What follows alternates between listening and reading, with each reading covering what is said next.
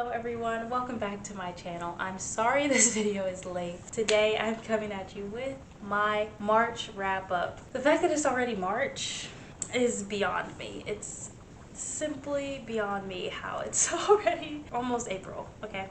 It is the 27th when I'm filming this. I always film these a couple days early, so we'll get right into it. First with the stats. So I finished 5 books this month, which is up from my usual 3 is what I've been doing every month this year so far. But I got 5 books this month, 1,040 pages read. My longest book was 339 pages and my shortest book was 118 pages. 40% of these books were ebooks, 40% of these books were physical books, and 20% of these books were audiobooks. And my average book rating was 3.6. As far as the books that I read this month, the first book that I read this month was Healing for No One But Me by Janae Cecilia.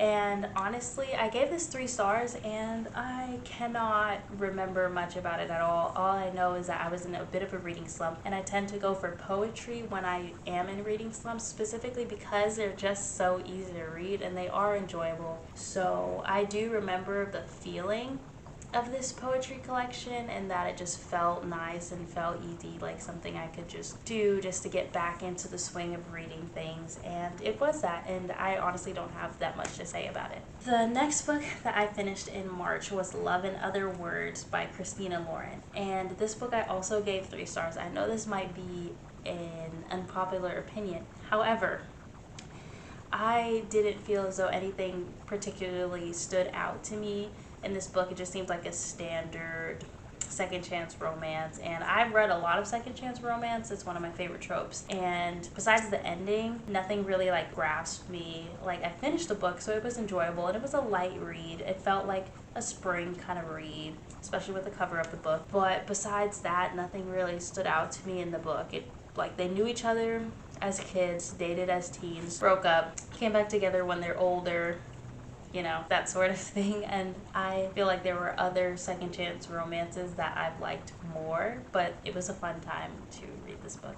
The third book that I read this month was From the Embers by Ali Martinez, and basically this was really good. I gave it a 4.5, and oh yeah, I forgot to say, Healing for No One But Me ebook, Love in Other Words physical, and then now we're on another ebook. And basically From the Embers is about how two married couples were in a fire together, and it was an accident, like, I don't know, and then the guy tries to save his wife, and then once he's out of the house and he can't go back because there was an explosion now, not just a fire, he realizes he saved the wrong woman. And it's their romance, like a whole romance coming out of this, and there's like a lot of angst and a lot of like tension in the beginning because she didn't even like him while she was married to his best friend, because the guys were best friends and the girls were best friends, and it was kind of funny in the beginning. Actually, not really. I was actually like, cut him some slack. My man is trying. The mutual respect in this book and the respect for each other as parents, I just absolutely loved that. And I was so giddy while reading this book. I was like, ooh, because yeah, I had a very fun time reading this book, and I will recommend it to everyone. The premise alone was enough for me to just be like, let me just. So yeah, 4.5 stars, really good. Then I read Climate by Whitney Hansen, and I'm guessing my stats are off because on here it says that I only gave it 4 stars, but I did not. I gave it 5. And if you don't know, Honey by Whitney Hansen was like my favorite poetry book, right? 5 out of 5 stars. And basically what I said in my spring break vlog is what I'll say again here.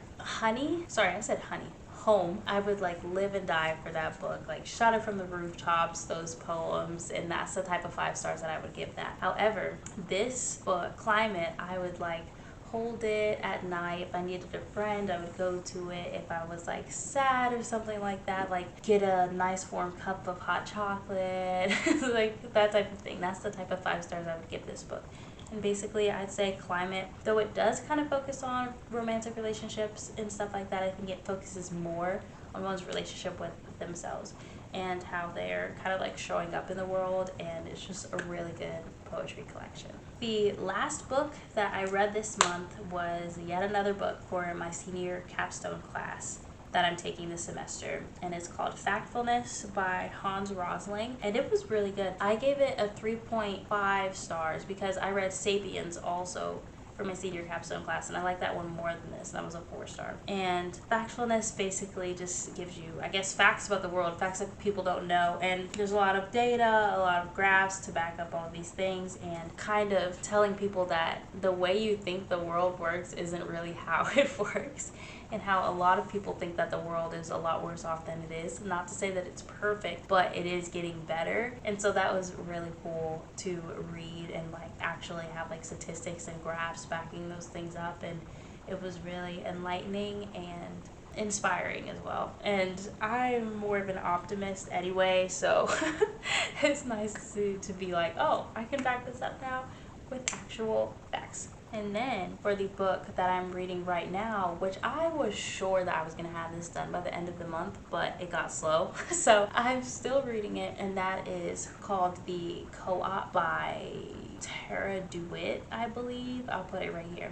And because it's not in my stats or anything because I didn't finish it. But I'd say I have like a little less than 100 pages left, and this book had a lot of good things about it that made me want to start reading it. Basically, it has second chance romance, enemies to lovers, forced proximity, and marriage of convenience. None of those things are spoilers, and I really liked that, and I liked that they weren't really dating for like a long time when they were younger, as well as more of like a late teens thing, you know. And it's not insta-lovey, but now I feel like it's just a little bit slow, which is why I'm kind of having to take my time. And basically, the guy and the girl wind up both inheriting the same house, and that's after a big falling out when they were younger, and now they're trying to fix up the house and stuff. But they had to get married so that she can get her trust funds so she can fix up the house. And so now they're married, and they have to live in this house together, and they have to fix it together, so they have to work together. And I really like seeing the guys like emotional intelligence. I feel like the girl's lacking a little bit in that, but yeah, I do think that it's an enjoyable read. But right now I'm kind of leaning a little more towards a 3-star. Maybe I'll go back up once I'm out of this like slow portion of the book, but that's kind of where I'm at right now. And okay, so that is my wrap up for the month of March. Thank you so much for watching this video, and I hope that you guys will continue to watch my videos and, you know, read with me. So I've been doing those more. You guys seem to like them. Let me know down below what types of videos you'd rather see, and I would love to do that.